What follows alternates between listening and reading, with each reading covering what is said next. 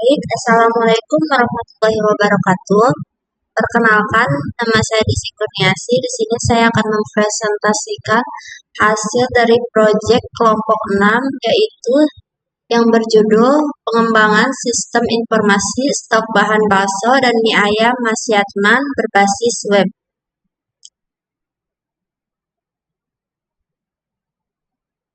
Ya, di sini metodologi yang kami pilih yaitu Agile dengan kerangka kerja Scrum dipilih karena bersifat fleksibel, adaptif, iteratif, cocok untuk proyek yang membutuhkan respon cepat terhadap perubahan kebutuhan pengguna. Agile Scrum ini membantu meningkatkan efisiensi kerja tim, menyesuaikan sistem dengan kebutuhan pengguna, mengurangi resiko, dan meningkatkan kualitas produk. Alasan pilih Scrum ini yaitu fleksibel terhadap perubahan kebutuhan bisnis kuliner sering berubah stok atau menu Scrum memungkinkan perubahan di setiap sprint. Yang kedua yaitu kolaborasi tim yang lebih baik, adanya daily meeting dan keterlibatan langsung pemilik usaha. Dan yang ketiga, prioritas fitur sesuai kebutuhan bisnis. Fitur penting dikembangkan lebih dulu melalui produk backlog. Nah, di sini ada implementasi metodologi. Proyek dibagi menjadi siklus pendek, sprint berdurasi 2 minggu, tiap sprint mencakup perencanaan, pengembangan, dan pengujian.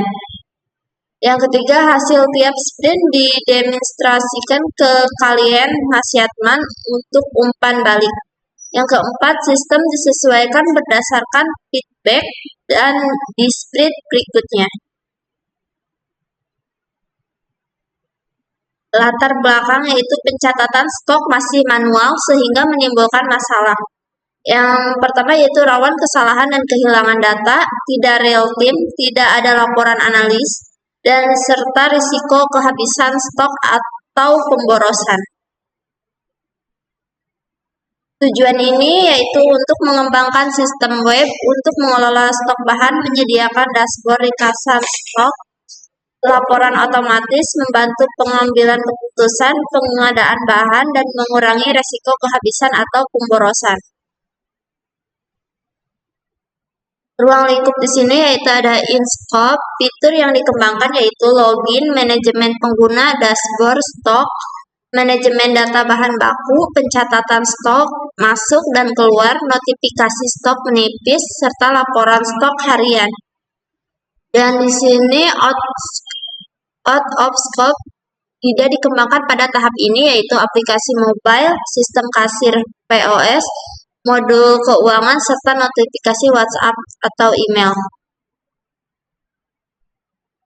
Nah, di sini ada jadwal proyek dan anggaran kami yaitu bulan pertama yaitu menganalisis serta mendesain, bulan kedua yaitu fitur login dan manajemen stok, dan yang ketiga yaitu dashboard serta laporan, yang keempat nanti kita akan uji coba dan mengimplementasikan. Nah, di sini tenaga kerja tanpa biaya tim mahasiswa, software open source, PHP, Laravel, kode editor, dan MySQL. Hardware yaitu kami menggunakan laptop.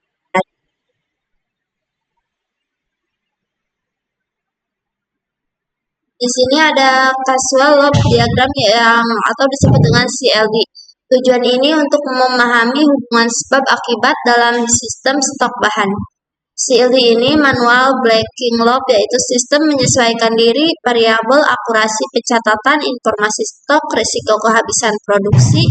Hubungannya yaitu akurasi plus informasi min risiko, serta risiko min produksi, serta produksi plus akurasi. Yang kemudian ada CLD, System Informasi Racing Loop, yaitu saling memperkuat variabel, yaitu penggunaan sistem akurasi data, notifikasi stok, efisiensi pengadaan. Hubungannya ini adalah sistem plus akurasi, akurasi plus notifikasi plus efisiensi, serta efisiensi plus sistem. Nah, kemudian di sini ada software requirement specification yang atau yang disebut dengan SRS. Tujuan ini menjabarkan kebutuhan fungsional dan non-fungsional sistem. Kebutuhan fungsional yaitu login, hak akses, data bahan baku, data pemasok, laporan stok transaksi, serta keamanan dan log aktivitas. Kebutuhan non-fungsional di sini yaitu kinerja tinggi, kurang lebih 1000 data, keamanan data terenskripsi, password minimal 8 karakter, uptime kurang lebih 98%, backup harian, responsif di berbagai perangkat. Nah, di sini ada data dictionary gitu, yaitu berisi definisi tabel, TB bahan baku, TB stok masuk, TB stok keluar, TB user, TB laporan penjualan, dan TB notifikasi. Masing-masing memiliki PK, FK, tipe data, aturan validasi, dan default value. Nah, di sini ada entity relation diagram atau yang disebut dengan IRD. Yang pertama yaitu user masuk mengisi ke stok masuk serta mengisi bahan baku, kemudian menjadi menu bahan. Dan selanjutnya itu menghasilkan menu. Setelah menghasilkan menu yaitu stok keluar, kemudian laporan penjualan dan muncullah notifikasi. Nah, di sini hubungan antar entitas. Di sini ada user stok one to many, satu user mencatat banyak stok masuk, dan bahan baku stok keluar one to many, satu bahan keluar berkali-kali. User notifikasi one to many, satu user dapat menerima banyak notifikasi, serta laporan notifikasi many to many, yaitu beberapa laporan bisa berkait beberapa notifikasi. Kesimpulan IRD ini membantu menentukan struktur data yang efisien, menghindari redundansi, dan menjadi dasar implementasi database. Di sini hasil dan pembahasannya itu proses penyusunan dilakukan melalui identifikasi masalah, brainstorming fitur, pembagian peran, penyusunan ruang lingkup, dan batasan. Dokumentasi dalam project charter.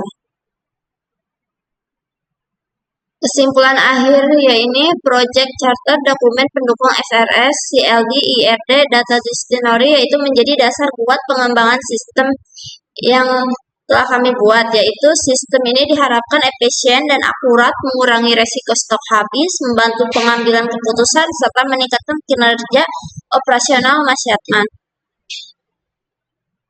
Baik, sekian presentasi dari saya, kurang dan lebihnya mohon maaf. Wassalamualaikum warahmatullahi wabarakatuh.